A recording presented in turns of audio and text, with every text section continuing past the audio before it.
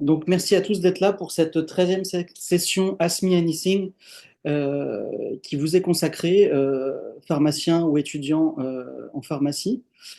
Session Ask Me Anything organisée par le Young Medchem Forum, qui est composé de 11 chimistes médicinaux qui viennent à la fois de l'univers académique ou industriel et dont l'objectif est d'aider les étudiants et les jeunes chimistes à s'informer sur les métiers autour de la chimie médicinale.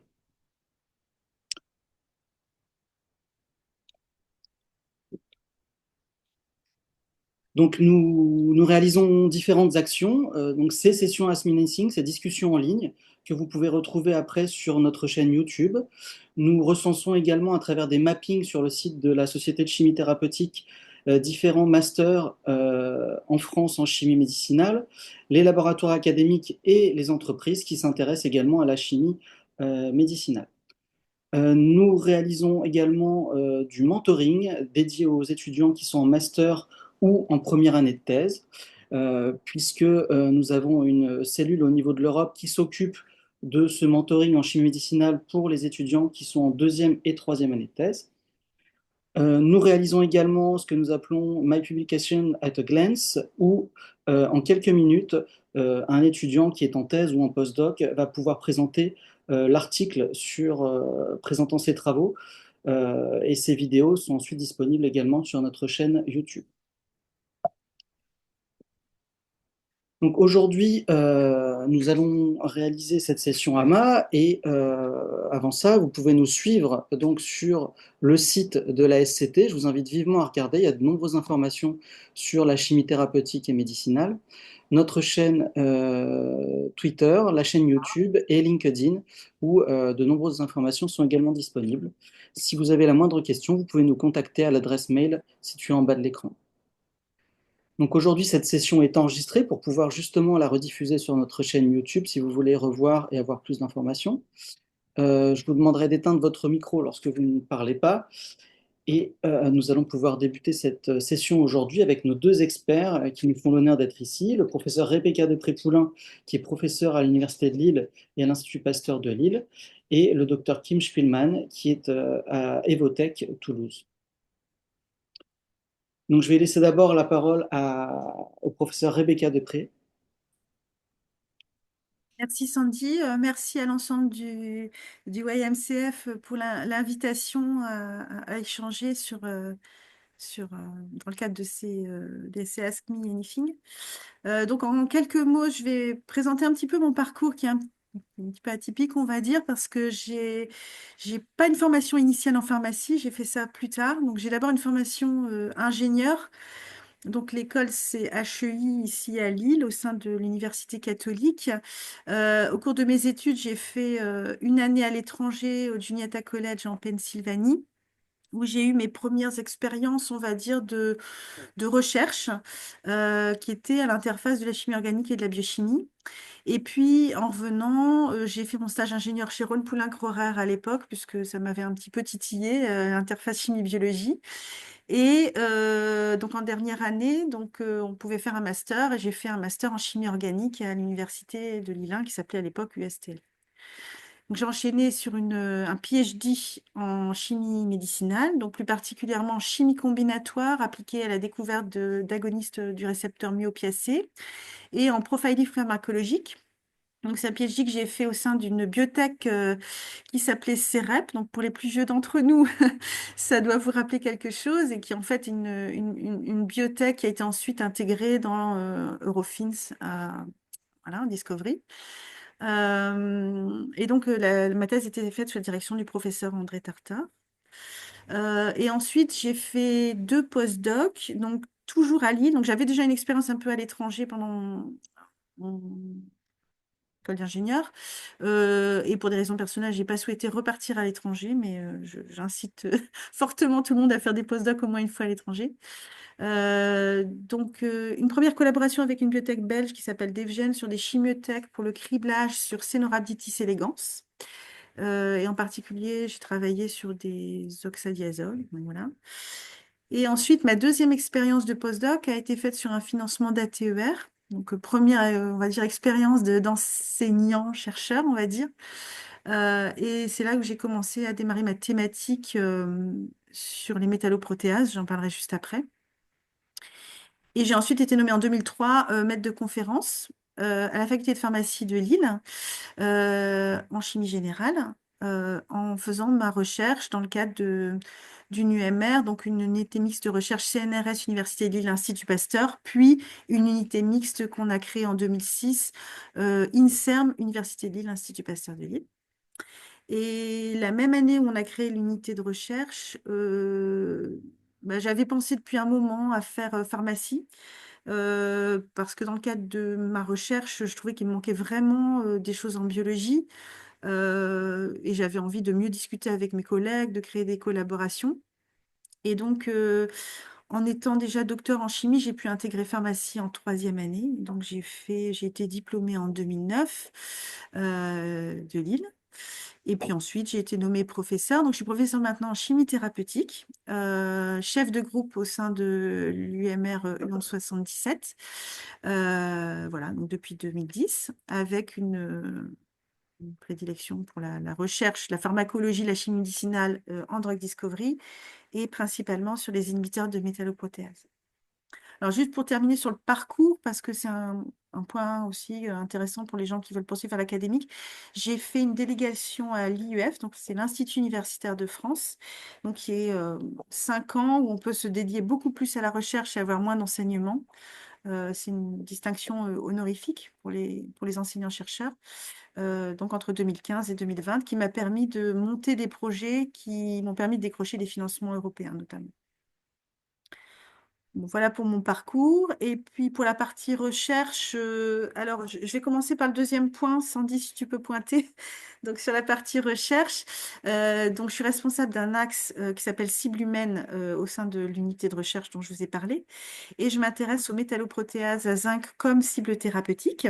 Et notamment, en ce moment, je travaille sur des enzymes qui s'appellent les ERAP pour des applications dans les maladies auto-immunes et en immuno-oncologie. Et dans ce cadre-là, on fait la chimie médicinale, on développe les tests biologiques, on utilise des stratégies comme les réactions templétées par la cible ou des structures chimiques bien particulières, mais bon, s'il y a des questions, j'y répondrai. Et donc, pour développer des candidats médicaments pour traiter les pathologies que j'ai évoquées.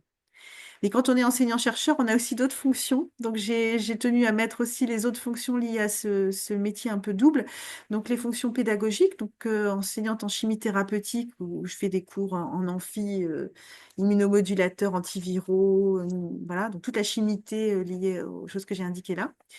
Et puis, je suis aussi responsable de la filière industrie-recherche. Donc, pour les étudiants qui sont actuellement en pharmacie, peut-être qu'ils auront des questions spécifiques là-dessus.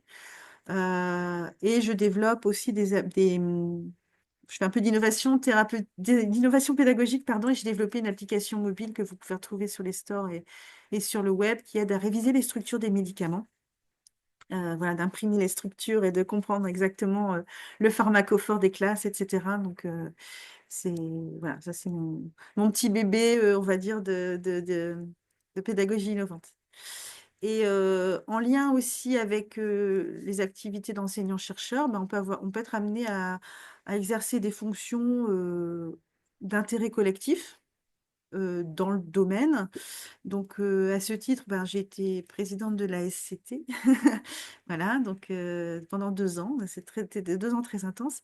J'ai aussi été présidente d'un comité ANR. Donc, pour les jeunes, l'ANR, c'est l'Agence nationale de la recherche.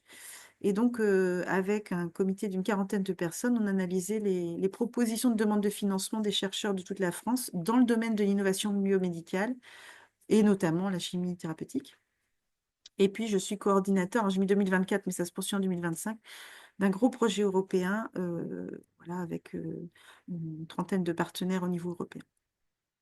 Voilà, donc très brièvement. Et puis là, je vous ai simplement mis quelques exemples de publications de l'année dernière. Donc, on publie dans des journaux de pharmacologie ou d'interface chimie-biologie, donc chimie médicinale, ou plus chimie. Voilà, donc quand on est pharmacien, je pense, voilà, on peut cibler vraiment la chimie thérapeutique et la biologie. Et tout ça, on est quand même capable de faire toutes les jonctions entre ces différents domaines. Voilà.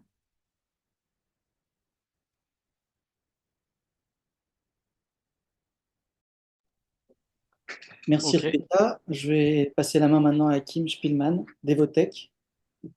ok, merci beaucoup. Merci pour l'invitation déjà. Ça me fait plaisir de partager mon background et toute l'expérience que j'ai pu avoir. Donc du coup, moi j'ai un parcours assez classique, enfin pas très classique pour un pharmacien, mais ça part de façon assez classique. Donc j'ai fait pharmacie du coup à l'université de Montpellier. À l'époque, il n'y avait pas la PACES, donc c'était pharmacie ou médecine séparée. Et moi j'avais décidé de faire pharmacie parce que ça me parlait en fait, tout simplement, sans trop de grandes convictions à la base.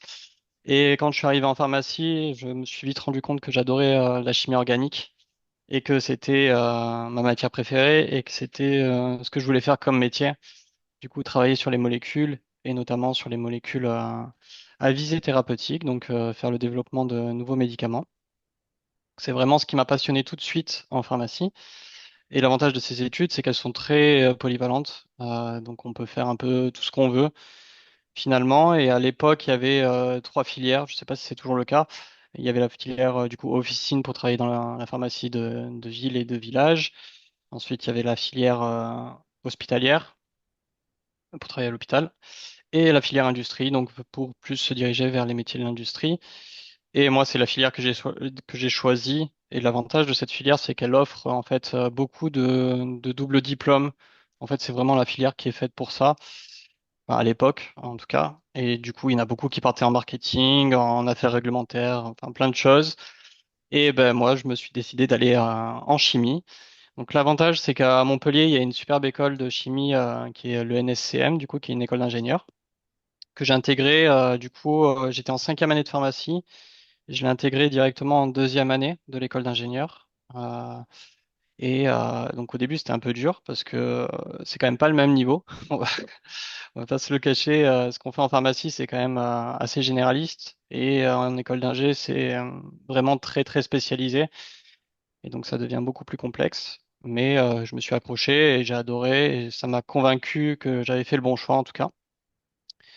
En plus, à l'ENSM, il propose aussi un double diplôme, du coup, avec un master qui est délivré par l'Université de Montpellier, du coup, qui était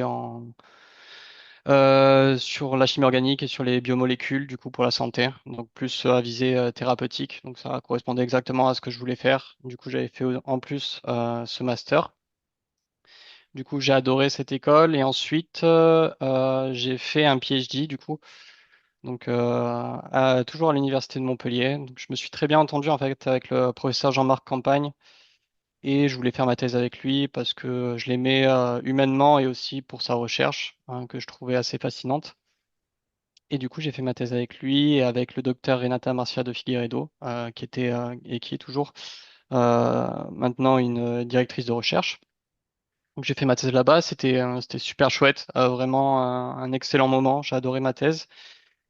C'était un peu un fourre-tout ma thèse. Donc il y avait de la méthodologie avec un peu de synthèse totale et il n'y avait pas vraiment de sujet quoi. C'était juste les choses qui marchent, on va dessus et si ça marche pas, on change. Donc c'est ce que j'aimais aussi, ce côté très flexible. Et en même temps de ma thèse du coup de chimie organique, j'ai fait ma thèse de pharma. Donc la thèse de pharma, bon, elle est assez simple on va dire. C'est juste un mémoire finalement de bibliographique. Moi, je l'ai fait sur les mimes et les analogues du paclitaxel. En fait, j'avais travaillé sur ce sujet dans mon stage de dernière année de l'école d'ingé. Donc, du coup, j'avais fait un stage à GSK et mon boss à GSK a travaillé sur les mimes et les analogues du paclitaxel. Et j'avais juste repris ces 6 mois de stage. Je les avais compilés, j'avais fait un peu plus de biblio et puis ça avait donné ma thèse de pharma. Et mon directeur de thèse était le professeur Vincent Lisowski. Donc voilà, qui est toujours à la fac de pharma, qui est le doyen maintenant d'ailleurs de la fac de pharma de Montpellier. Et du coup, ça c'était pendant ma thèse donc à Montpellier. Ensuite, je rejoins Rebecca sur le côté postdoc. Aussi, j'encourage tout le monde à aller à l'étranger. Moi, je rêvais d'aller aux États-Unis. C'était, je sais pas, je voulais vivre l'expérience, aller dans un grand laboratoire et voir ce que ça faisait. Donc, j'ai postulé dans une cinquantaine de labos à la fin de ma thèse. Ils m'ont tous dit non, sauf Michael Crichet, du coup, qui travaille à Austin. Et en plus, j'ai eu de la chance parce que j'aimais beaucoup ce qu'il faisait. Donc, il est spécialisé dans la synthèse asymétrique, notamment des méthodologies à l'iridium, en plus de la synthèse totale. Et du coup, je suis parti aux États-Unis donc pendant un an à Austin. C'était une expérience extraordinaire et c'est vrai que j'encourage tout le monde à partir à l'étranger. C'est non seulement une expérience sur le travail, mais aussi humaine. On apprend beaucoup de choses sur nous-mêmes et sur notre façon de nous adapter à différents environnements. Ensuite, j'ai cherché du boulot pendant mon postdoc. Je voulais pas y rester non plus des plombes. Et donc, du coup, même si c'est très bien passé, hein, mais c'est quand même très intense, on va dire. Et ensuite, j'ai trouvé du boulot du coup à Signature Discovery, donc qui est une CRO, euh, qui est à Nottingham, donc qui est spécialisée dans la chimie médicinale. Du coup, en Angleterre, j'ai travaillé là-bas pendant un an et ensuite, je suis arrivé à Evotech en tant que research scientist, du coup, depuis 2021. Et un. Et j'y suis toujours, donc ça va faire bientôt 4 ans que je suis à Evotech Toulouse. Voilà, pour ça. Ok. Euh, donc du coup, ça c'est une slide assez généraliste sur Evotech. Je vois que les couleurs ont changé. Mais du coup, Evotech est spécialisé dans la chimie médicinale. Donc nous, on fait un peu toutes les étapes de la découverte d'un médicament, c'est-à-dire de la découverte des premières molécules, vraiment les tout premiers hits, jusqu'aux phases toxicologiques, donc les études toxicologiques des molécules. Donc ça couvre quand même beaucoup de choses. Et du coup, on a énormément de spécialités. Donc, on a des biologistes, des spécialités en pharmacocinétique, en pharmacodynamique, mais aussi évidemment en chimie médicinale. Donc, moi, je vais plus vous parler de ça. On a 3 sites de chimie médicinale à Evotech. Donc, il y en a un qui est à Abingdon, en Angleterre. Donc, ensuite, on en a un qui est à Toulouse, là où je travaille, et un qui est à Vérone, du coup, en Italie. Et voilà, donc nous, on travaille, on fait que des collaborations avec diverses entreprises donc, qui veulent faire de la recherche avec nous. On est en fait un sous-traitant de la recherche. Donc, on travaille notamment avec pas mal de labos pharmaceutiques, mais aussi avec des plus petites entités, avec des universitaires, avec tout plein d'acteurs différents. On a beaucoup de chimistes donc, qui sont à Evotech et vous pouvez voir aussi qu'on a tous les niveaux. Donc, on a enfin, à partir de licence.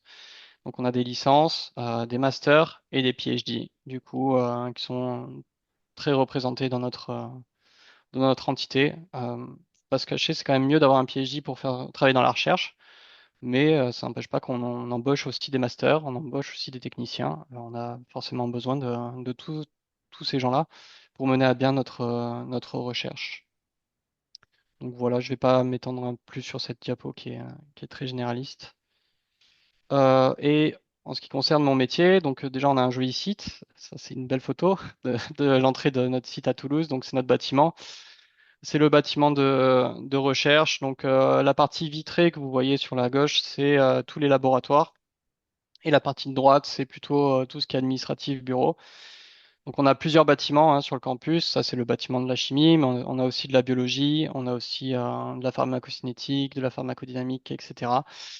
Donc c'est aussi ce que j'aime dans cette entreprise, c'est qu'on a tout ce qu'il faut pour tester très rapidement nos molécules. Donc nous, on les synthétise et puis elles sont directement testées dans le bâtiment d'à côté.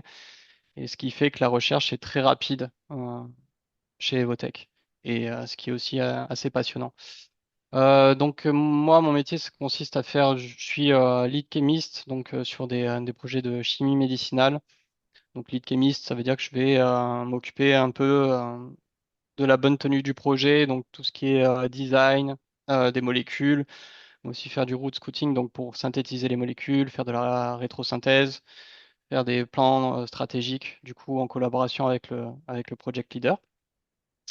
Je participe aussi à des présentations avec les clients, du coup, des présentations qui peuvent être hebdomadaires ou mensuelles, ça dépend des clients. Moi, j'ai toujours une expertise dans les dégradeurs, dans les molecular glue dégradeurs, parce qu'Evotech a une grosse collaboration avec BMS et collaboration sur cette expertise. Donc, ce sont des molécules assez spéciales, assez spécifiques, avec des mécanismes d'action qui sont très spéciaux aussi. Et on a vraiment une expertise maintenant à Evotech sur ce type de molécules, sur la chimie, mais aussi sur le design de ces molécules.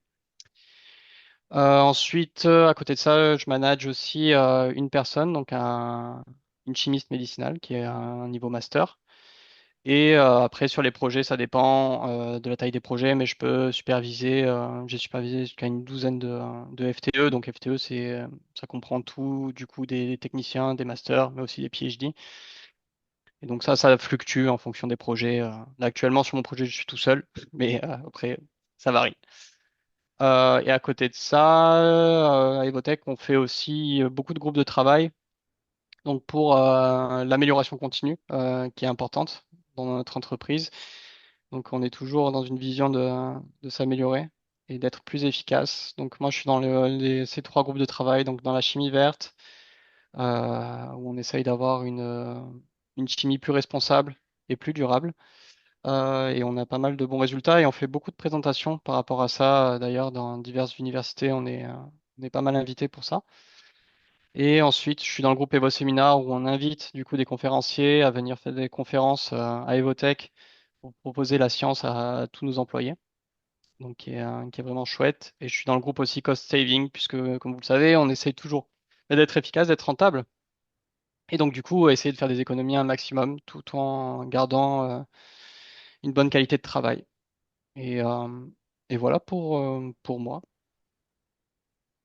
Merci Kim, merci Rebecca. On va pouvoir passer maintenant aux questions. N'hésitez pas à poser librement toutes vos questions, que ce soit à Rebecca ou à Kim, justement sur ces métiers liés à la chimie médicinale et aux études de pharma.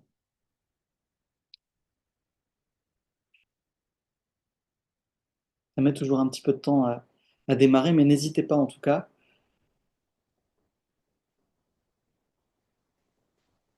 Pouvoir poser une question en attendant que des gens se dévouent. On pourrait se demander qu'est-ce que vous a apporté les études de pharma dans le métier que vous exercez actuellement en fait. Moi, Rebecca, ouais, en fait, ce que je l'ai un peu mentionné tout à l'heure, hein, moi, ça m'a vraiment ouvert des possibilités de collaboration et une hauteur de vue sur les projets. Qui mentionnait la pluridisciplinarité des études, c'est vraiment quelque chose qui est un point important en tant que pharmacien. Quand on aborde des sujets de chimie médicinale, je pense il y a un petit plus parce qu'on sait naviguer dans toutes ces disciplines. De biologie et de chimie et qu'on comprend peut-être un peu plus globalement les tenants et les aboutissants. Mm. Ce que je, ce que je ressens en fait. merci. Oui, je rejoins Rebecca. C'est vrai que moi, ça m'a apporté aussi pas mal de connaissances sur la chimie médicinale. C'est quand même un métier. La chimie thérapeutique, c'est un domaine qui demande beaucoup de connaissances transverses finalement. C'est aussi la beauté de la chose, la difficulté et la beauté. C'est qu'il faut avoir des connaissances sur plein de choses, sur la biologie, sur les mécanismes d'action, sur comment fonctionne la molécule, sur le devenir de la molécule dans l'organisme, sur plein de paramètres. Finalement, on apprend en pharmacie et qu'on apprend que dans les études de pharmacie, à ma connaissance, et du coup qui sont importantes. Mais aussi, il faut avoir des connaissances en chimie et chimie organique pure et dure, parce que les molécules, au bout d'un moment, il faut quand même les synthétiser. Et il faut avoir beaucoup de connaissances en chimie organique. Et donc, du coup, c'est vraiment très important d'avoir cette vision globale pour moi. Bien que ce ne soit pas nécessaire, dans mon entreprise, on n'est pas beaucoup de pharmaciens. Je dois être dans mon bâtiment, je crois qu'on est deux pharmaciens en chimie médicinale. Mais c'est quand même une plus-value, en fait. Ça aide pour mieux comprendre et mieux appréhender les projets. Et ça, parce que après, on fait des formations internes, etc. Mais du coup, c'est vrai que c'est bien d'avoir tout ce background pharmacien. Enfin, je trouve que c'est important. Merci. Des questions?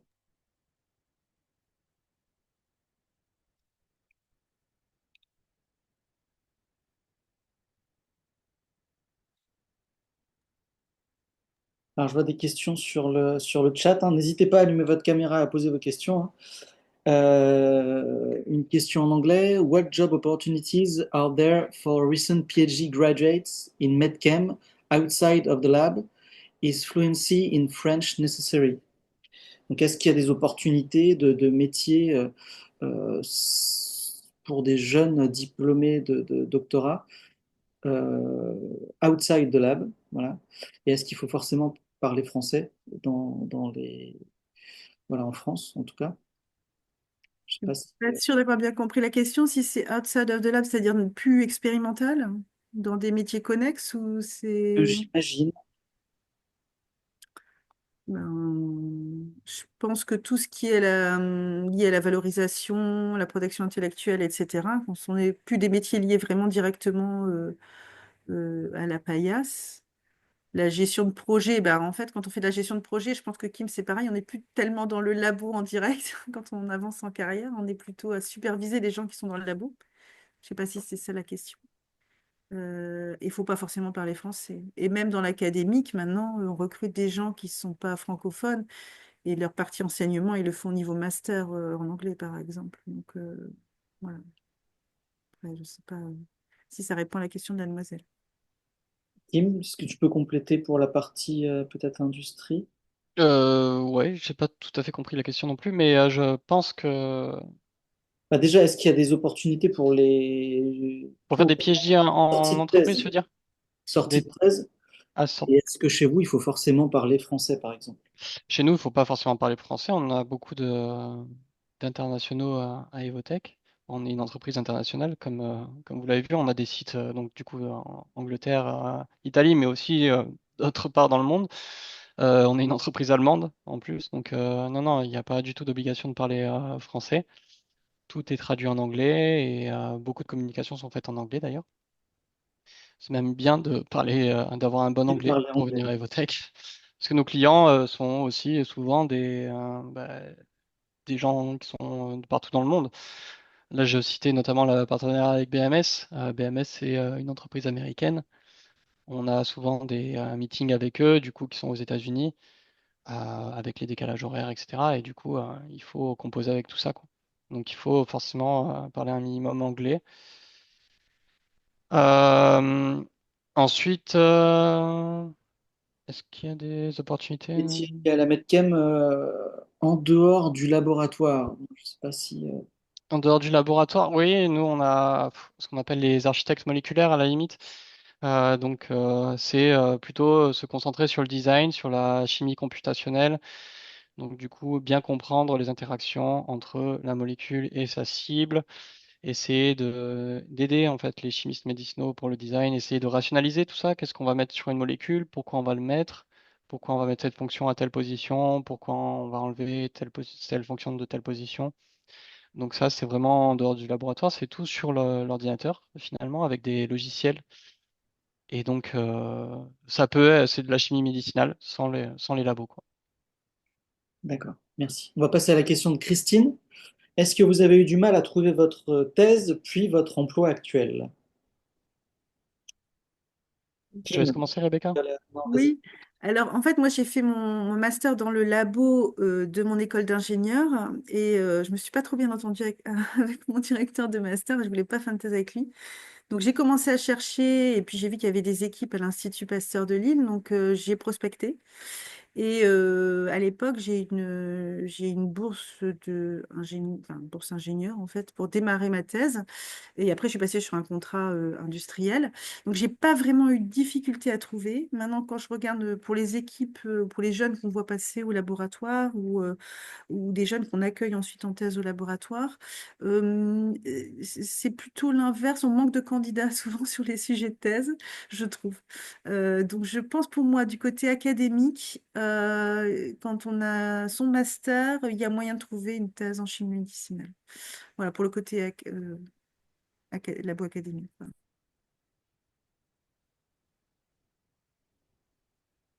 Et du coup, pour moi, trouver une thèse, ouais, non, c'est facile, c'est plutôt simple. Comme le disait Rebecca, c'est vrai qu'il y a quand même beaucoup de thèses qui sont proposées et souvent moins de candidats que de thèses proposées. Après, ça dépend les exigences aussi. Ça dépend du labo qui est ciblé. Ça dépend de plein de choses. Mais trouver une thèse en soi, on trouve forcément. En France, en tout cas. Après, si vous voulez faire une thèse à l'étranger, en Angleterre, tout ça, c'est peut-être un peu plus complexe, en tout cas. Et pour trouver un emploi, c'est pas évident dans le privé. Je vais pas vous le cacher. Euh, Parce qu'il y a pas, enfin, ça dépend. C'est par vague, en fait. Il y a des moments où la chimie médicinale a la cote, les labos ont beaucoup de financement, beaucoup de recherche est fait. Il y a des moments où c'est un peu plus dans le creux de la vague et du coup il y a moins de financement, donc il y a moins de recherche. Les investisseurs misent plus sur des choses plus tangibles, un peu plus solides que la recherche et du coup c'est plus difficile. En ce moment, on est plutôt dans le creux de la vague, je vais pas vous le cacher. Du coup, c'est pas évident de trouver du boulot tout de suite, tout de suite. Il y en a, forcément il y a toujours des entreprises qui embauchent, mais c'est pas forcément évident. En France, il n'y a pas énormément de laboratoires qui font de la recherche, à ma connaissance. Il y a des plus petites entreprises qu'Evotech. Evotech, c'est quand même une grosse, grosse entreprise. On est un peu plus de 5000 employés, mais c'est vrai qu'il y a des plus petites structures qui en font. Mais sinon, au niveau labo pharmaceutique, bah, beaucoup ont déserté le territoire français, malheureusement. Nous, on est sur les anciens sites de Sanofi, pour dire. Donc, on a racheté tous leurs labos de recherche. Sanofi ne fait plus de recherche quasiment en France. Il reste Servier qui a ouvert récemment du coup un centre de recherche à Saclay, il me semble. Du coup, je pense qu'ils embauchent, mais c'est pas non plus faramineux. Et ensuite, ben, on a Pierre Fabre, mais qui a plutôt arrêté la recherche aussi et s'est plus concentré sur les produits cosmétiques. Donc, c'est un domaine qui est très fluctuant et c'est difficile de trouver du boulot. Moi, je sais que j'ai eu du mal à trouver du travail. En Angleterre, c'est plus simple. Il faut être prêt sinon à bouger. En France, c'est compliqué, mais en Angleterre, il y a beaucoup d'entreprises comme Evotech, en fait, qui recherchent beaucoup de chercheurs et il y a plus de compétition entre les entreprises, donc c'est plus simple de trouver du boulot. Je Et voudrais quand même pondérer un petit ouais, peu, parce que quand je vois ce que deviennent mes étudiants, il y a quand même des opportunités dans les plus petites structures, comme tu disais, ok, les spin-offs des labos académiques, quand il y a un projet qui devient industriel, c'est donc on vrai. appelle celle de la Ouais, petite biotech, où là, il y a beaucoup de demandes pour les chimistes médicinaux, parce que quand on est encore à l'optimisation des produits avant d'avoir le candidat clinique, donc là, il y a vraiment des opportunités. Et c'est vrai que bah, malgré tout, il y a quand même des étudiants qui enchaînent les postdocs ou les positions, je veux dire, à l'interface chimie industrielle, par exemple, dans les SAT et des choses comme ça, euh, en lien avec les académiques. Donc voilà, le CDI, voilà, si vous ne l'avez pas tout de suite. Mais ouais, voilà, il y a quand même des opportunités. C'est vrai qu'on a un marché quand même un peu moins flexible en France de ce point de vue-là, mais enfin bon.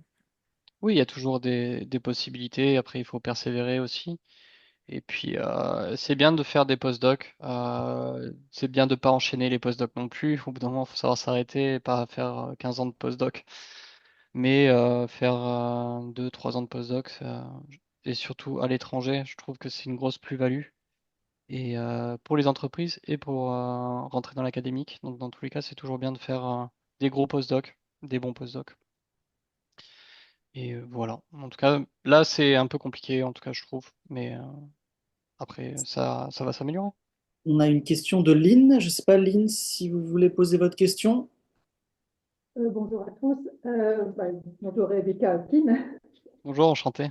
Oui, la question que j'avais à poser, c'est que, donc Rebecca, je connaissais ton parcours, mais donc tu es passée par une prépa intégrée et donc une école d'ingénieur en chimie. Donc tu es une chimiste.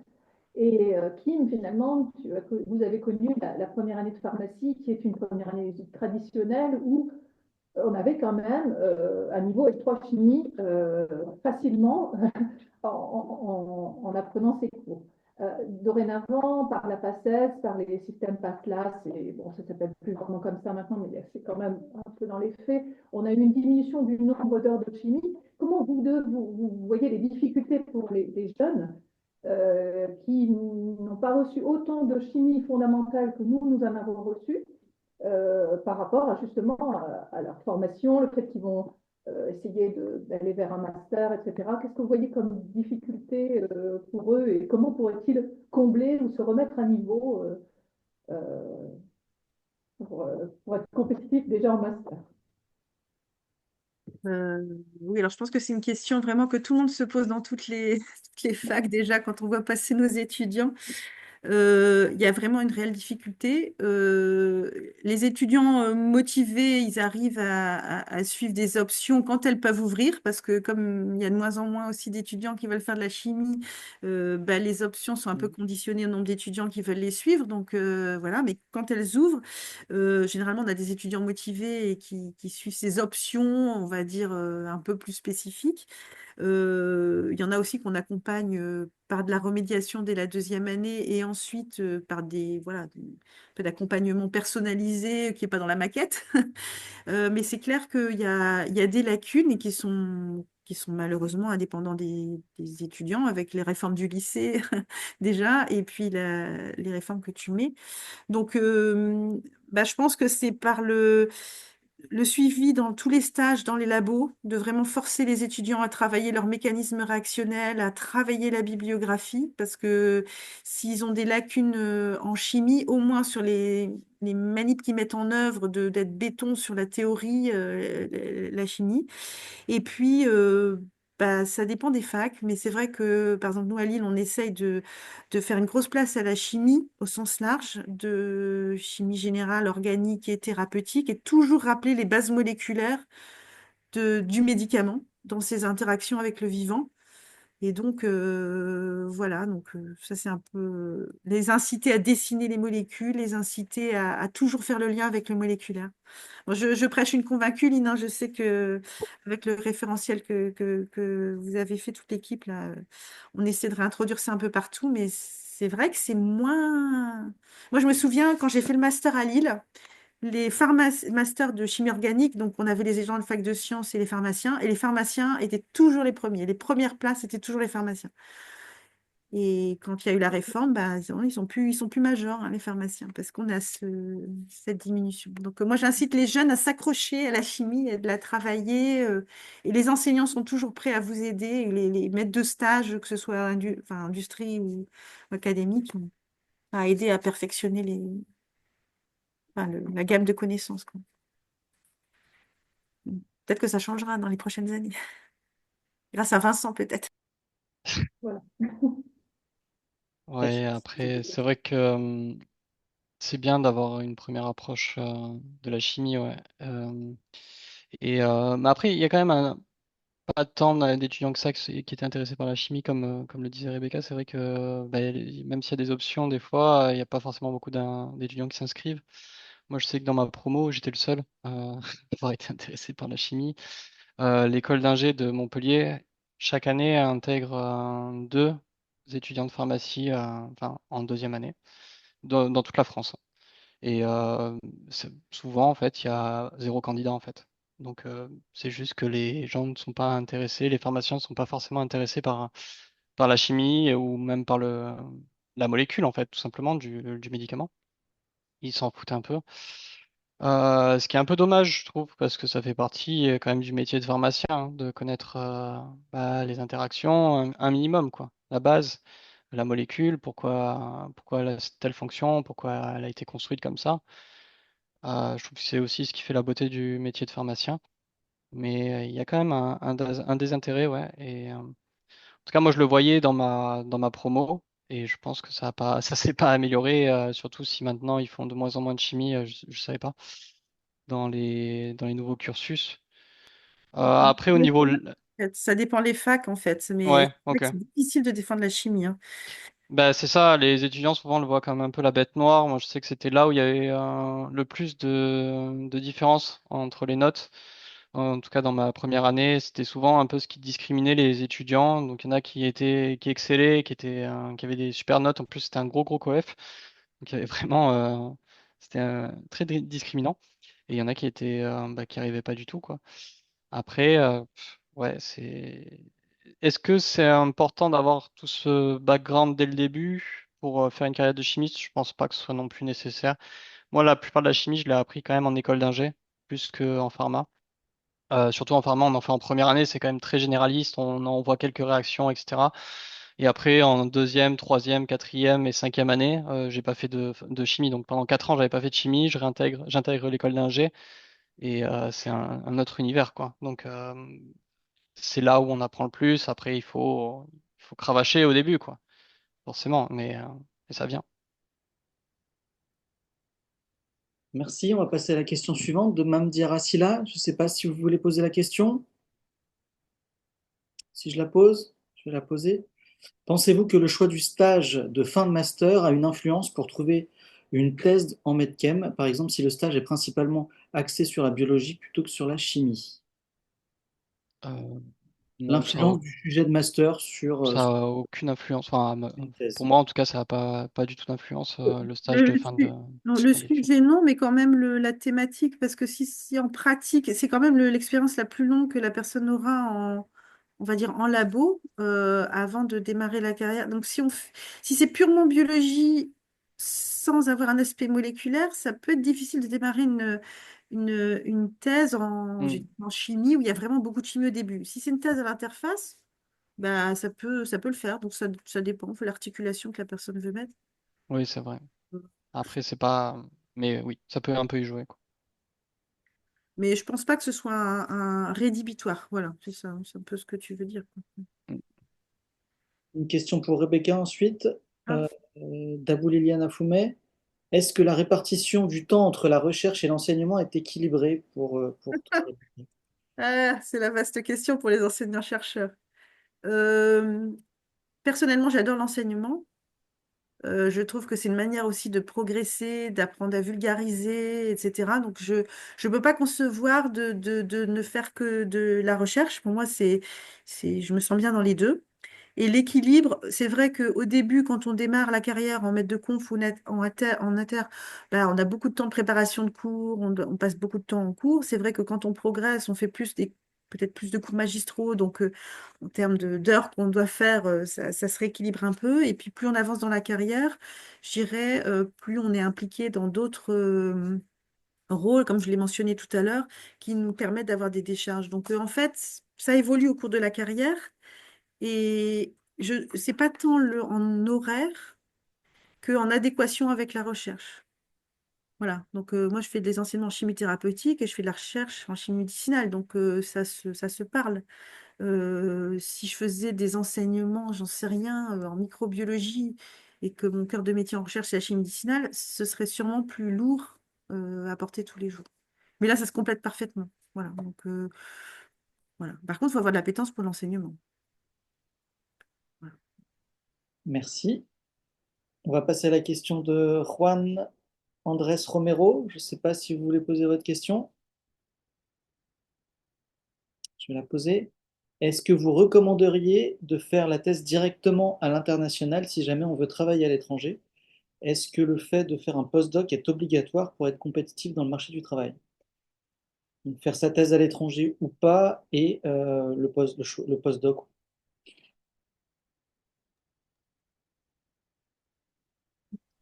Tu veux Ah, commencer, Rebecca? Ouais. la thèse directement internationale, je pense pas que ce soit un requis pour travailler à l'étranger. Par contre, il faut avoir fait sa thèse dans un labo enfin, qui est un peu pignon sur rue, où vous ayez fait au moins des publics qui permettent de voir ce que vous avez fait pendant la thèse pour être recruté à l'étranger. Mais bon, ça, c'est classique, ça marche dans les deux sens, hein. C'est pareil pour ceux qui sont à l'étranger qui voudraient venir travailler en France. Donc, c'est pas un, c'est plus facile de faire l'enchaînement master-thèse en France et ensuite partir à l'étranger pour un postdoc, je trouve. Mais on a des cas, on a tous connu des cas qui sont partis directement, notamment dans les thèses Marie Curie, par exemple, les thèses européennes, partir à l'étranger directement après le master. Donc, c'est pas un requis et les deux se valent, à mon avis. Et le postdoc obligatoire, je vais laisser qui me répondre pour l'industrie. Pour l'académique, c'est de plus en plus le cas. Par exemple, si les gens veulent faire, bon, il y a enseignants-chercheurs et même si vous voulez faire être recruté dans les grands organismes de recherche, INSERM, CNRS, bah c'est obligatoire maintenant. Enfin, on vous demande d'avoir fait un postdoc, d'être allé voir ailleurs, à l'étranger, même sur les postes académiques, voilà. Il y a toujours des gens qui sont recrutés en ayant tout fait en France, hein, mais c'est quand même mieux, vous passez au-dessus du lot si vous avez fait un postdoc à l'étranger. Même un an, quoi. Enfin, voilà. Faut au moins avoir fait. Ouais, je te rejoins sur ta première réponse sur la thèse, donc c'est pas indispensable de faire à l'international.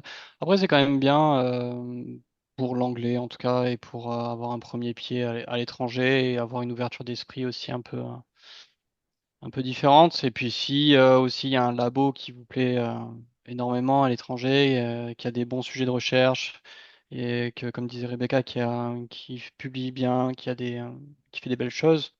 Bah oui, ça c'est un gros plus, mais c'est pas du tout indispensable en tout cas de faire ça.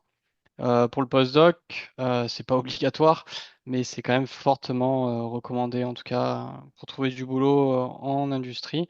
Donc nous à Evotech, on a embauché quelques jeunes chercheurs juste après la thèse, mais c'est très rare et je pense que ça se fera plus à l'avenir. On prend quand même beaucoup de gens qui ont un minimum d'expérience. Et le postdoc, en fait, ça apprend beaucoup de choses. C'est différent de la thèse. Il faut vraiment pas le voir comme ça. Et c'est un peu un aboutissement hein, de la recherche et on est très efficace en peu de temps. C'est un moment où on va publier aussi souvent pas mal de papiers, des gros papiers. Et c'est très enrichissant et c'est bien d'en faire, je trouve. Et c'est vrai que nous, la majorité des chercheurs, en tout cas, à Evotech, la grande majorité a un postdoc. Je peux juste rajouter un petit truc concernant la thèse internationale ou pas.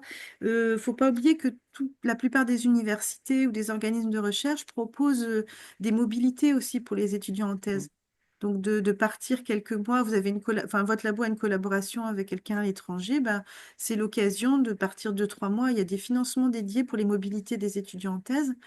Et puis aussi la participation à des congrès. Bon, le congrès Jeune SCT, il est international. Il y a le congrès européen qui est international aussi. Donc, ça permet de rencontrer des gens dans un contexte qui n'est pas, on va dire, de nombreux mois, mais se frotter à l'international, on le fait à divers degrés, quoi. Voilà, c'était juste. Merci. Est-ce qu'il y a d'autres questions? Oui, bonjour, j'ai une question, s'il vous plaît. Je vois les projets assez récents de informatique dans le domaine de la chimie médicinale et je me demandais si ces outils devaient être de plus en plus indispensables au métier de chimiste médicinal et c'était quoi les perspectives derrière possibles pour le long terme.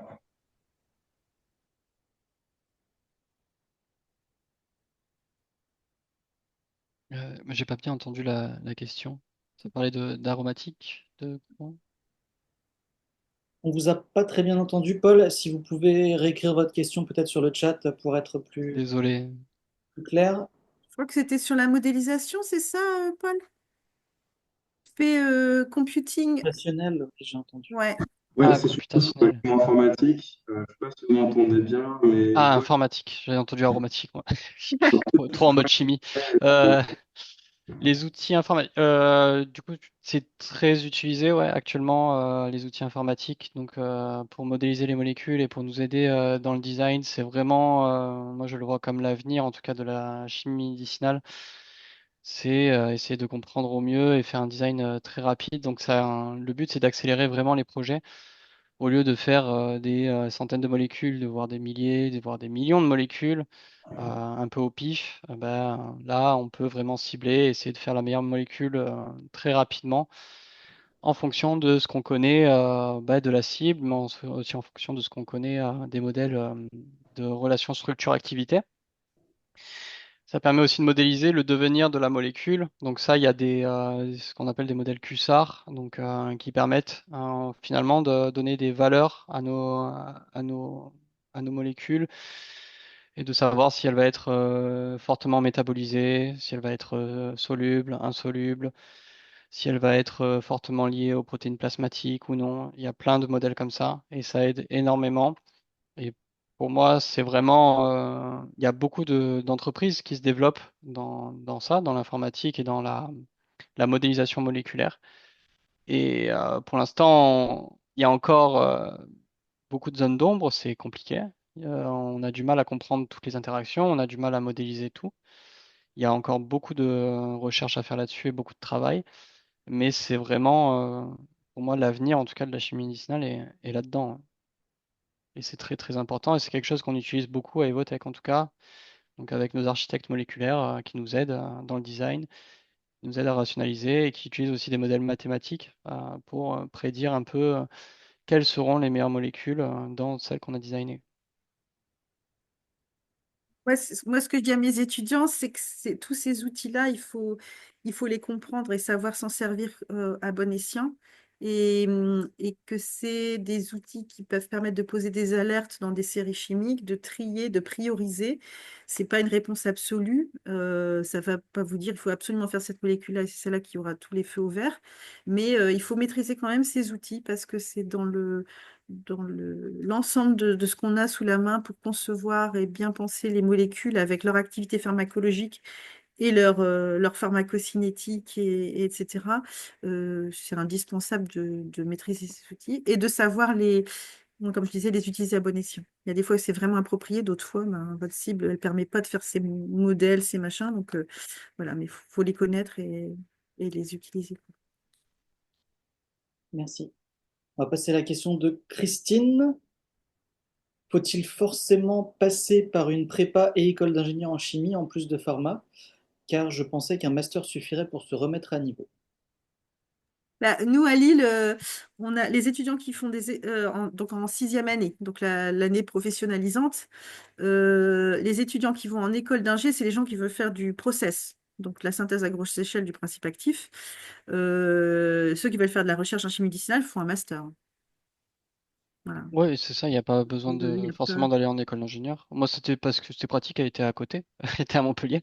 Mais sinon, j'aurais fait un. Enfin, si à Montpellier, ils proposaient un master en chimie médicinale, j'aurais fait un master en chimie médicinale.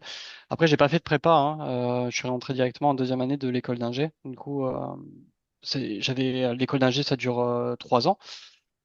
Je crois, oui, c'est ça. Et donc, du coup, je suis arrivé en deuxième année, donc j'avais 2 ans d'école d'ingé à faire pour avoir mon diplôme.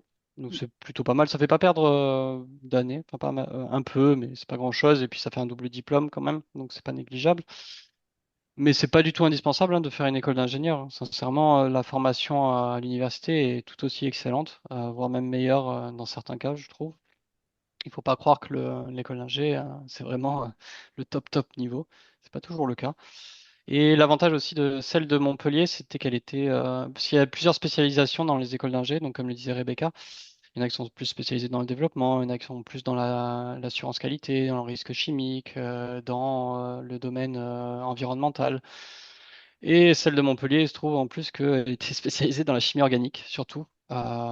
Et donc, du coup, c'était plutôt avantageux pour moi, quoi. Enfin, c'était vraiment la voie d'or, en fait.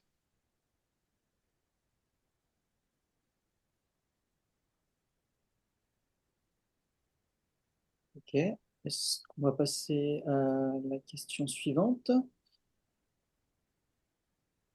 Donc, une question de Juan Andrés Romero. Vu que pendant des années, les études de pharmacie, il n'y a pas tellement de chimie, que recommanderiez-vous pour continuer à gagner un bon niveau pendant les 6 années d'études? Bah, si vous n'avez pas la possibilité de faire des options de chimie dédiées, il faut profiter de l'opportunité des stages, en fait. Donc, dans toutes les facs de pharma, vous avez des stages d'initiation à la recherche, des stages, bah, par exemple, moi j'anime une filière industrie, donc des stages industriels, alors industriels au sens large, on peut aller un peu partout, mais voilà, et donc il faut profiter des stages pour mettre en pratique. Et dans le cadre des stages, bah, s'aguerrir à de la chimie, et puis forcément, il faut quand même travailler un petit peu soi-même si vous ne pouvez pas. Si vous n'avez pas de cours, mais renseignez-vous auprès de vos enseignants, hein, ils vont vous guider ou même peut-être vous accompagner. Régulièrement, on ouvre les portes du labo, il y a des étudiants qui viennent dans le cadre un truc de choses vraiment très optionnelles qui comptent même pas pour un crédit. Et puis, voilà. Et après, pour les étudiants un peu plus avancés, donc au niveau master, bon, bah, il y a la formation de master et puis le stage, mais on les fait aussi participer à des petits séminaires ils analysent en fait des schémas réactionnels, ils font marcher un petit peu la compréhension des mécanismes en chimie, etc. Donc, je pense que si vous toquez à la porte des labos où il y a de la chimie dans votre université et auprès de vos enseignants, ils vont vous guider, ils vont vous aider à trouver les bons parcours pour consolider de la chimie. On est tous suffisamment mobilisés au niveau national. Ouais, je rejoins Rebecca là-dessus. Les stages, c'est vraiment l'endroit où on peut se faire plaisir et on peut découvrir plein de choses. Je peux aussi prendre mon exemple là-dessus. Moi, j'avais fait du coup un stage en troisième année de mémoire de pharmacie, initiation à la recherche, donc comme le disait Rebecca, dans le labo de chimie thérapeutique de la faculté de pharmacie de Montpellier. Et du coup, j'avais fait de la chimie. Et c'était pas de la chimie médicinale, en plus, c'était vraiment de la chimie pure et dure pour le coup. Je travaillais avec un thésard. Et du coup, c'était un bon moyen aussi bah, de tremper là-dedans et de voir le monde de la recherche. La cinquième année de pharmacie, il y a aussi un stage de 6 mois. Je pense qu'il y est toujours, je sais pas. En tout cas, à mon époque, il y était. Et là, je l'avais fait en Belgique, dans une entreprise spécialisée dans la synthèse peptidique, du coup, sur les sites de Solvay. Et donc, là aussi, j'en avais profité pour faire ma passion. Après, vous pouvez aussi vous rapprocher bah, des différentes sociétés. Donc, il y a la société de chimie thérapeutique, donc qui propose des congrès, des choses comme ça, de la littérature, des newsletters. Il y a aussi son pendant en chimie, donc il y a la Société chimique de France, la SCF, du coup, que vous pouvez intégrer aussi en étant étudiant. Les prix sont pas très élevés pour les étudiants, il me semble, et qui peut aussi vous permettre bah, de vous renseigner un peu sur le monde de la recherche, de participer à des conférences, à des congrès. Donc c'est sûr que c'est pas forcément évident, le niveau est un peu élevé des fois, mais en tout cas c'est bien de se faire mal de temps en temps aussi et d'essayer de voir tout ça, quoi. Rien ne vous empêche en tout cas de vous y intéresser, de faire de la littérature à côté de vos cours, de regarder. Il y a plein de moyens en fait finalement d'apprendre la chimie en dehors des cours. Merci Kim. Une question pour Kim cette fois aussi. Est-ce qu'Evotech a des thématiques de recherche en chimie médicinale en lien avec les substances naturelles? Ça dépend de nos clients, tout ça. Donc, nous, on travaille vraiment sur les projets de nos clients. On n'a pas de projet interne de recherche Evotech. Et donc, du coup, actuellement, ça, je ne saurais pas le dire si on a des projets en lien directement avec les substances naturelles. Je sais on en a eu par le passé. Actuellement, je ne sais pas. Bon, ça dépend vraiment de nos clients, pour le coup.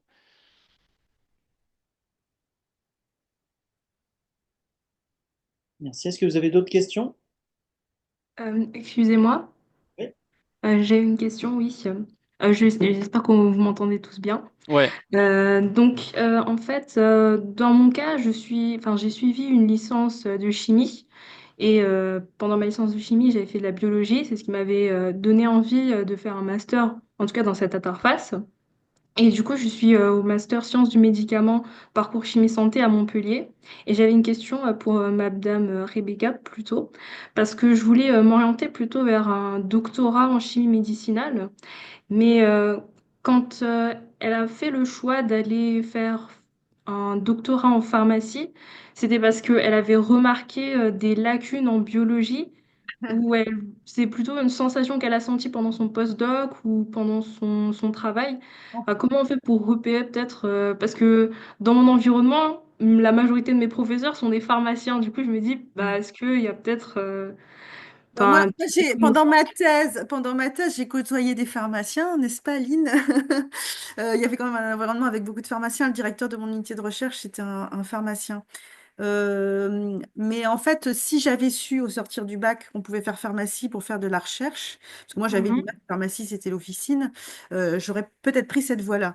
Et donc j'ai fait rapidement des stages dans l'industrie pharmaceutique, c'est ça qui me plaisait. Je savais qu'on pouvait travailler là-dedans sans faire pharmacie, mais quand j'ai voulu monter en puissance dans ma recherche, je me suis dit, il me manque quand même de la biologie. J'étais dans une fac de pharma, c'était facile de m'inscrire, j'avais des, voilà, c'était facile de le faire à ce moment-là. Ouais. C'était une période un peu compliquée parce que je venais d'accoucher de ma fille, enfin j'avais 2 enfants en bas âge, c'était un peu compliqué en organisation, mais je l'ai fait surtout parce que je trouvais que ça allait bénéficier à ma recherche d'apprendre des choses en immuno, d'apprendre des choses en microbio, plein de choses Ok. que j'aurais dû apprendre plutôt sur le tas. Après, Mhm. voilà. Donc c'était l'opportunité parce que j'étais dans une fac de pharma de le faire. Et je regrette pas parce que ça m'a vraiment ouvert les chakras. D'accord.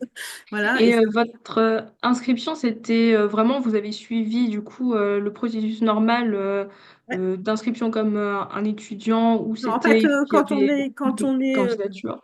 quand on est déjà, alors c'est les admissions en 3e année directe quand on a Mhm. un doctorat ou quand on sort d'école d'ingé. Enfin, il y a des spécifications, je ne les connais pas exactement, mais vous passez un espèce de concours. Alors avant, c'était un concours national devant la conférence des doyens de pharmacie.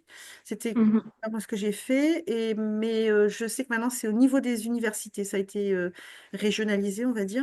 Et vous définissez votre projet, vous expliquez pourquoi vous voulez faire ça. Et puis, il y a un nombre de places par année. Et voilà, et après vous démarrez. Et moi, j'ai passé ça au mois de mai. Et en septembre, il fallait que je fasse les TP, d'immuno, d'hémato, machin. Enfin, voilà, hein, c'est parti, suivre les cours. D'accord. Mais c'était un choix personnel. Mhm. Et c'est pour ça que maintenant, je dis aux jeunes lycéens, je disais, si vous avez de l'appétence pour la recherche, au sens large, enfin la recherche pour la santé, parce que quand on est lycéen, Oui, c'est tout. Je dis pensez à pharma directement, quoi, parce que c'est vraiment je trouve une voie pour faire ça, quoi. Voilà. d'accord. Et mais c'est pas, si vous n'avez pas ce parcours-là, c'est pas grave, vous pouvez faire tout à fait la chimie médicinale Oui, en conjuguant la chimie et la biologie. Il y a pas de souci. d'accord. Merci. Alors, une question de Juan Andrés Romero. Est-ce que l'effort de recherche en chimie médicinale s'est trop ralenti ces dernières années et comment voyez-vous le marché du travail pour le futur? Question pas forcément très facile. Hmm. Question pas évidente. C'est trop ralenti, je sais pas. Ça s'est ralenti. Après, est-ce que ça s'est trop ralenti? Je ne saurais pas dire. Ça dépend vraiment des contextes mondiaux. C'est difficile à cerner.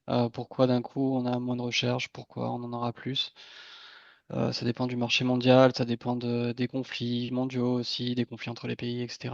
Et des investisseurs, où est-ce qu'ils vont mettre leurs billes plutôt. Ça s'est ralenti actuellement. Après, moi je le vois pas. Enfin, je pense que le futur est toujours bon, en tout cas pour la chimie médicinale. Il y aura toujours besoin de médicaments, il y aura toujours besoin de trouver des nouvelles molécules. Il y a beaucoup d'aires thérapeutiques dans lesquelles il y a encore on manque de molécules et on en a besoin. Puisque la finalité, c'est de toute façon de sauver des vies, donc on a toujours besoin de nouveaux médicaments. Surtout qu'il y a beaucoup de nouvelles découvertes qui sont faites actuellement en chimie médicinale, je trouve, avec des nouveaux mécanismes qui n'étaient pas envisagés avant. Je pense notamment au molecular glue, donc que je parlais notamment sur BMS, donc qui sont un peu un système PROTAC, donc qui n'était pas du tout utilisé avant et qui est maintenant en plein essor et qui a permis de toucher des protéines qu'on n'aurait jamais pensé envisager, en tout cas toucher. Et donc, du coup, ça ouvre énormément le champ des possibles. On a aussi tout l'aspect chimie computationnelle, donc avec l'informatique, l'essor de la meilleure modélisation, etc., qui permet aussi d'aider au design et d'aider en fait d'accélérer la recherche. Parce que l'un des désavantages de la recherche, c'est que ça peut prendre du temps, beaucoup de temps, et ce que n'aiment pas les investisseurs. Et aussi, ça échoue de temps en temps, même plus souvent que ce que ça a réussi. Et donc, du coup, il faut essayer de réussir un maximum. Mais je pense moi, je pense qu'il y a toujours un très très bon avenir pour la chimie médicinale. Je pense pas qu'on soit prêt à l'arrêter, en tout cas. On est très loin d'avoir découvert tous les médicaments qu'il nous faut. Il y a encore beaucoup d'espace et il y en aura toujours, je pense, avec toutes les maladies émergentes. On l'a vu aussi avec le Covid, avec tout ce qui peut arriver, les nouveaux virus, etc. Et il faut être prêt à tout ça. Mais là, c'est vrai que ça s'est ralenti et mais ça va repartir. Ça a toujours été comme ça et ça le sera toujours. Si je peux compléter plus généralement, pas tant sur le marché du travail directement, mais sur la place de la chimie médicinale, on a pu sentir, peut-être que ça s'est traduit aussi par des investisseurs qui mettent leur billet ailleurs, comme tu l'évoquais, Kim, mais avec tout ce qui est les produits biologiques, les anticorps, les protéines de fusion, enfin tout ça, on s'est dit, bah voilà, c'est fini, la chimie médicinale, c'est relégué au placard. En fait, c'est faux. Maintenant, même dans des aires thérapeutiques, quand on parle des thérapies ciblées en oncologie ou même en immunologie, des grandes classes thérapeutiques d'anticorps, maintenant, les petites molécules sont en train d'arriver pour prendre le relais, parce qu'il y a une force phénoménale, des avantages phénoménaux aux petites molécules. Donc, c'est une balance un peu entre tout ça. Et même pour les anticorps, maintenant, fonctionnaliser les ADC et compagnie, ben, on a de la chimie dessus. Donc, la chimie sera toujours là. Et il y aura toujours de la place pour la chimie médicinale. Et puis, adjoint à la chimie médicinale, vous avez aussi la conception de molécules, pas forcément pour aller vers le médicament, mais pour comprendre le vivant. Ça peut être des sondes fluorescentes, ça peut être des petites molécules qui permettent de faire un test de criblage. Enfin, il y a plein de choses à faire et je pense que du coup, il y aura toujours des choses à faire en chimie médicinale et que c'est une expertise qui perdurera. Voilà, malgré les aléas du marché et les avis des investisseurs.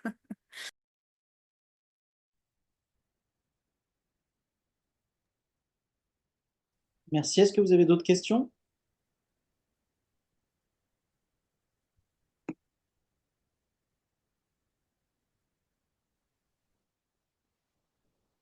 N'hésitez pas, vous avez encore quelques minutes si vous avez besoin d'avoir plus d'informations.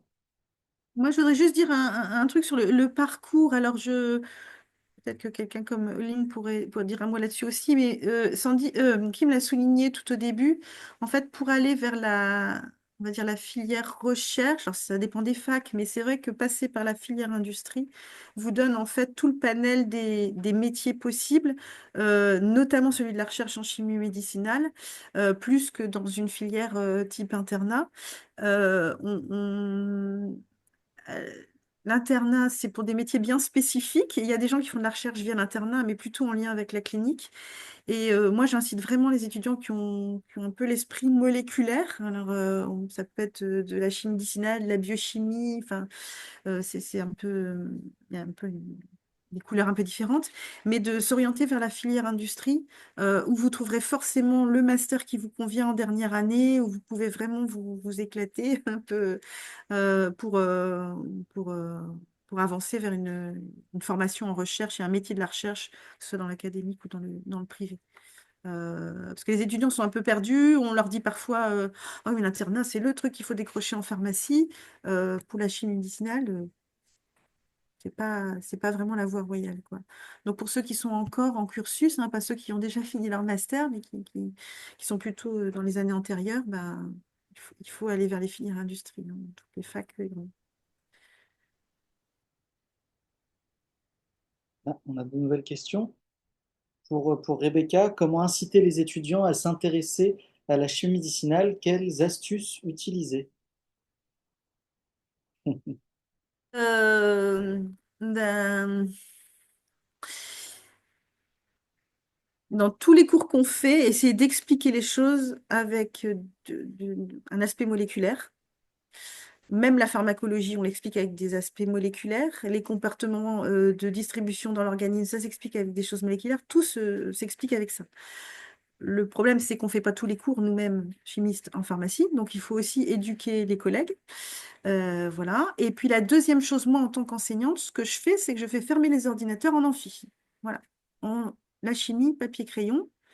On apprend à dessiner, voilà, retranscrire un cours, prendre des notes, ça aide aussi à synthétiser plutôt que d'apprendre des listes de choses dans toutes les matières que les étudiants de pharmacie sont obligés de faire. Donc, essayer de faire le pont en tant qu'enseignant avec les autres disciplines, notamment la pharmaco, mais pas que. Et puis, dire aux gens que la chimie, ça s'apprend avec un papier et un crayon et que c'est en dessinant qu'on comprend. Ben, voilà. Donc, les étudiants doivent apprendre la chimie avec un papier et un crayon. Et ça les aidera à comprendre aussi plein d'autres choses à côté. Ah, c'est le mieux, le papier et crayon pour faire de la chimie. Il n'y a que ça de vrai. Une question d'Ibrahim Abokar Mbodji, qui a une licence en mathématiques, un doctorat en pharmacie. Il voudrait évoluer dans le domaine de l'industrie pharmaceutique. Est-ce que vous pouvez l'orienter vers les différentes spécialités disponibles? Ah, Industrie. c'est large. Après, ça dépend si vraiment c'est quelque chose qui a un rapport avec la pharmacie et les mathématiques, ou c'est juste pharmacie tout court. En pharmacie, en industrie pharmaceutique, on peut faire tous les métiers. Là, c'est très très large, très varié. Donc, on parlait beaucoup de la recherche, de la chimie médicinale, mais il y a tout un tas de métiers en affaires réglementaires, en propriété industrielle, en assurance qualité, en assurance matières premières, délivration des lots. Enfin, les pharmaciens sont de partout dans l'industrie pharmaceutique à tous les niveaux. Donc, c'est vraiment, il n'y a aucune limite à ma connaissance. Ça fait partie des études les plus polyvalentes, d'ailleurs, je crois, les études de pharmacie qui permettent d'avoir vraiment de tout, en fait. Et ce qui en fait des études super chouettes parce qu'on va forcément trouver quelque chose finalement dans lequel on va être épanoui. Donc, et on peut aussi se reconvertir assez facilement. Donc, à partir du moment où on est docteur en pharmacie, on peut bah, déjà retourner en officine. Donc, Rebecca et moi, par exemple, si on veut arrêter notre recherche, on peut dire, bah voilà, je vais en pharmacie de ville et puis je vais vendre bah, les médicaments et délivrer les médicaments plutôt, donc avec le conseil qui va avec. Donc ça, c'est toujours une possibilité, mais on peut aussi, moi, si j'ai envie dans l'industrie, peut-être j'en ai marre de la recherche, passer plutôt en propriété industrielle. Bah, je peux passer en propriété industrielle, donc participer à la rédaction des brevets, etc. Bah, il y a plein de... Enfin, si je veux aller plutôt en assurance qualité, je peux aussi. Après, bon, peut-être que ça va me demander une formation, peut-être que ça va me demander quand même un petit temps, mais à partir du moment où j'ai ce diplôme, ça quand même, ça facilite les passerelles, en fait. Et du coup, il faut pas être limité, sincèrement. On peut tout faire avec le diplôme de pharmacie, vraiment tout faire. Si j'ai une suggestion, si le côté mathématique, vous avez envie de l'utiliser, ben, des choses qui sont sur justement de créer des modèles mathématiques pour comprendre, faire des corrélations, par exemple, entre des effets biologiques ou du big data biologique pour en tirer des informations sur le médicament ou sur une cible thérapeutique, ça peut être une manière de combiner les deux. Donc ça, oui, le big data ou les modèles je dirais, mathématiques, informatiques qui permettent de modéliser des effets, par exemple, ou parce que l'AI, c'est vraiment quelque chose d'important, mais en modélisation moléculaire, voilà, il y a encore beaucoup de progrès, mais par contre, un truc qui est important, c'est l'analyse d'image. Et donc, quelque chose qui est en lien avec l'analyse des images qu'on acquiert, par exemple, quand on fait du criblage phénotypique ou des choses comme ça. Ça peut être une manière d'appliquer des mathématiques à, on va dire, à de la recherche pharmaceutique. Voilà, donc juste quelques idées comme ça peut être à creuser. Merci. D'autres questions?